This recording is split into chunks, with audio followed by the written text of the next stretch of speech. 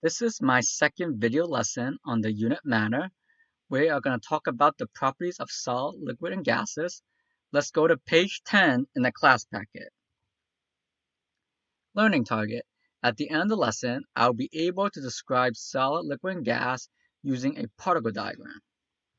Homework will be page 2, which is a Junipod, right, which is based off of this PowerPoint. So let's start with how solid, liquid, and gases are related to each other. They are considered states of matter, right? And they're classified as such based on what physical properties they exhibit. There are actually 4 phases of matter, right? Solid, liquid, gas, and plasma. Plasma is not on the Regents exam, so I'm not really going to talk about it that much. You can watch a video, a TED video on plasma. The link is on the description below this video. In this task, we will be completing the properties of solid, liquid, and gas in this table. To help you, you're going to watch a short clip of the solid, liquid, and gas. The link to the video is in the description of this under this video. Okay, so once you watch the video, come back to this lesson.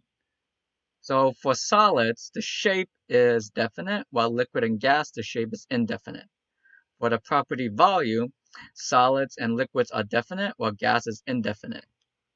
For the distance between particles, solids is very close, liquid is close, gas is far. For particle movement, solid is slow, liquid is average, gas is fast. For particle arrangement, solid is organized, while liquid and gas are random. For density, solid is high, liquid is average, gas is low. Notice I put a star next to high. That means there's an exception. Water. When water is in a liquid state, it's more dense than when it's in a solid state. Okay, so solid water is less dense than liquid water. Attraction between particles, which is the intramolecular forces. We'll discuss what intramolecular forces is in future units, but for now, just think of it as attraction between particles. Solid has high attraction, liquid is average, while gas is low. Now for the symbol, solid S, liquid L, gas G. So if you were to use the properties from the table and draw a picture, this is what it will look like. These are the particle diagrams of solid, liquid, and gases. I added some motion to the particles in the diagrams to emphasize the speed of the particles when they are in that phase, right?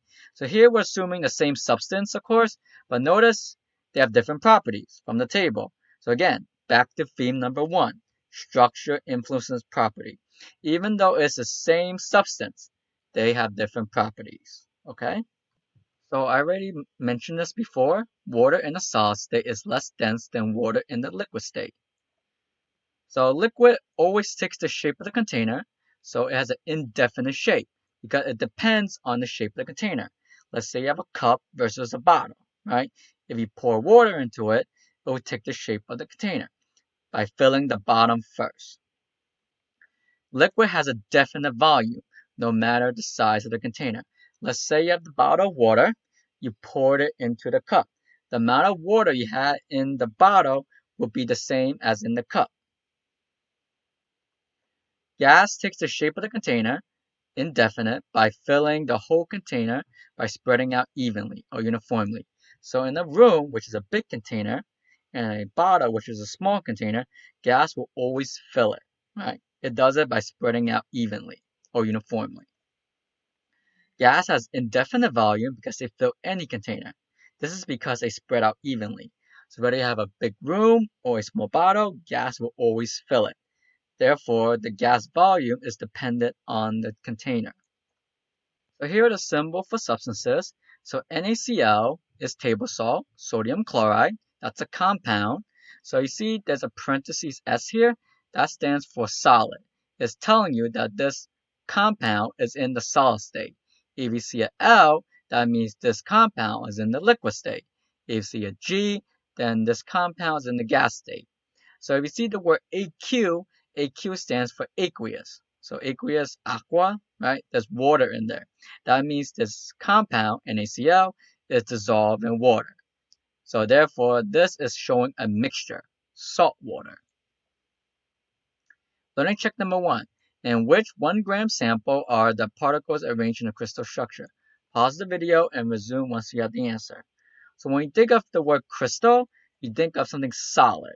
So which one of these is a solid? So even though you don't know what these substances are, you're just looking at the phases. So solid, gas, liquid, and this is aqueous. So this is a mixture. The answer is 1. Learning check number 2. Which substance has an indefinite shape but definite volume at STP? So what does STP stand for? It stands for standard temperature and pressure. This is on table A on your reference table, right? So in this question, this information is not useful in answering the question. You don't need it at all, right? So pause the video and try to answer this question. So what phase of matter is it referring to when it says indefinite shape by definite volume? It's talking about a liquid. Which of these is a liquid? The answer is 3. Learning check number 3. Which particle diagram represents one substance in the gas phase? Pause the video and resume once you have the answer. Okay, so here's the answer. So this is 2 substances, that's wrong. This is 2 substances, that's wrong. This is 1 substance in the gas phase, so that's the correct answer. This is 1 substance in the solid phase, which is wrong. Okay, so for aqueous, the substance is dissolved in water. So how would it look like? So I'm going to show you. So here we have a solid. I'm going to drop it into the aqueous. I'm assuming that the solid will dissolve, is soluble. So basically, the solid particles will spread out in solution in the water. Check of understanding. Using the key below, a student drew 5 particles of water molecules in the liquid phase. So do you agree or disagree with the student's answer? So obviously the student drew it wrong. This is not showing the liquid phase, right? This is showing the gas phase, okay? Because the molecules are too far apart. So here are some practice problems. So I want you to identify each particle diagram as an element, compound, or mixture, right? And what phases are present in each particle diagram. So I'm just going to do the first row, then move on to the next slide.